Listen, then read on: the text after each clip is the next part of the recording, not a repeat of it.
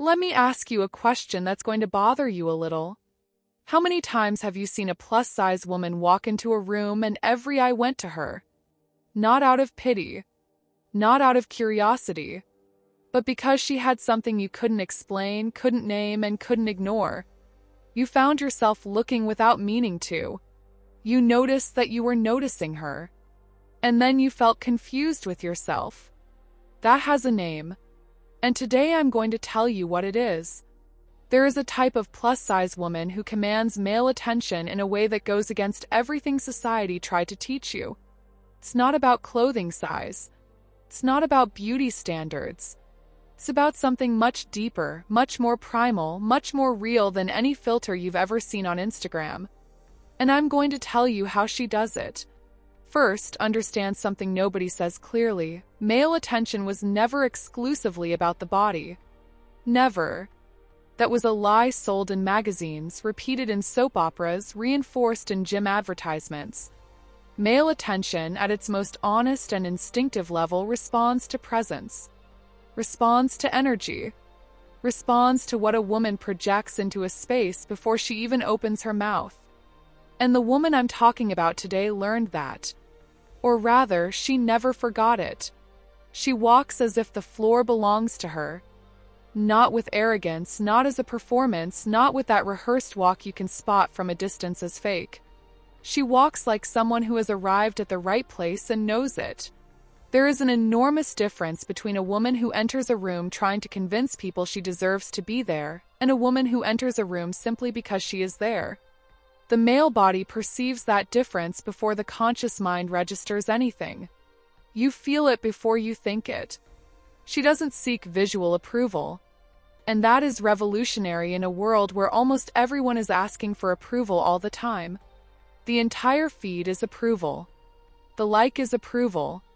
Pose is approval. The outfit chosen in front of the mirror for 40 minutes is approval. When you encounter a woman who genuinely is not asking for your approval, you become disoriented. And disorientation turns into curiosity. And curiosity turns into attention. And attention turns into attraction. She speaks and her words carry weight. It's not about sophisticated vocabulary. It's not about performative intelligence. It's about saying what she thinks without first checking whether the room will like it. The woman who knows what she wants, what she enjoys, what she won't accept, and communicates that without apology, without that questioning tone at the end of every sentence. That woman activates something in the male brain that goes far beyond the visual. You want to keep listening to her. You want to know what she'll say next. You start wanting her to speak about you with that same certainty. She has a life. That sounds obvious, but it isn't.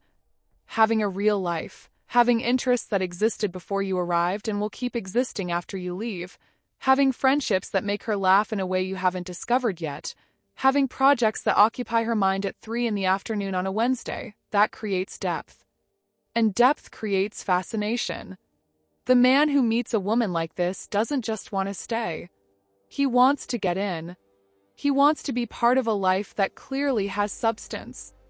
She doesn't shrink the space she occupies. This is something many women with bodies outside the standard have learned to do over the years. Shrink. Cross their arms. Sit further to the side. Apologize for existing in certain places. Laugh before the joke is finished to avoid seeming sensitive. The woman who commands male attention stopped doing that. She sits as if the chair is large enough. She speaks without lowering her volume mid-sentence. She disagrees without turning the disagreement into a performance of humility. She occupies the space offers, and that's that. And something very interesting happens when a woman does that. The men around her begin to treat her differently. Not because they consciously decided to show more respect, but because she established, without words, the level at which the interaction will take place. You mirror what you receive. And when what you receive is a secure presence, you respond with respect. Almost automatically. She has a sense of humor that doesn't depend on putting herself down. This detail seems small, and it isn't. There is a cruel culture that teaches plus-size women to be funny by making jokes at their own expense first. To disarm. To tell the world they already know what the world thinks and that they've already laughed at it. But there is an enormous cost to that. Every joke like that confirms that the judgment holds power. The woman I'm describing is funny in a different way. She makes you laugh without making herself the target. She has humor with intelligence, with timing, with observation. And that is irresistible in a way that goes far beyond the physical. She doesn't compete with other women. In a social setting that stands out like light in the dark. Comparison is exhausting and everyone notices when it's happening. The woman who genuinely compliments another, who doesn't evaluate every female presence as a threat, who has enough security to celebrate others without feeling that it takes something from her, that woman seems different. And she is different. Because she operates from a place that most people, men and women, haven't reached yet, internal abundance. She knows what she wants in her romantic life and isn't ashamed of it. Not in the sense of a checklist. In the sense of clarity. She doesn't accept the bare minimum with excessive gratitude. She doesn't turn every basic gesture of respect into a reason for admiration. She knows the difference between a man who is genuinely interested and a man who is passing time. And she acts according to that difference. Without drama. Without speeches. With the simple action of staying or leaving based on what the situation deserves. And men notice that. They notice it because it's rare. Because the narrative the world told is that women outside the standard should accept more, wait more, complain less. And when you meet someone who clearly did not accept that narrative, you become intrigued. You start wondering what she has that you haven't discovered yet. And that question is the beginning of an attention that doesn't fade quickly. Now let me tell you something directly, because this script wouldn't be honest if I ended without this. If you're listening to this and waiting for a list of tricks, techniques, and ways to imitate all of this, you've missed the central point. 'Cause what makes this woman magnetic is not a set of behaviors you learn in 5 steps. It is the result of something much harder and much more valuable. She decided to stop apologizing for existing. She stopped building her identity on the approval of whoever is in the room. She stopped believing that the body she has is an obstacle that needs to be compensated for with a bigger personality, easier humor, or a more discreet presence. She simply is. And that, in the world we live in, is extraordinary.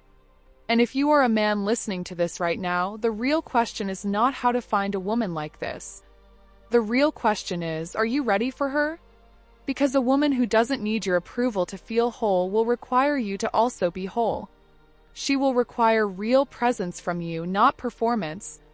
She will require you to show up as someone, not as an idea of what you think she wants to see.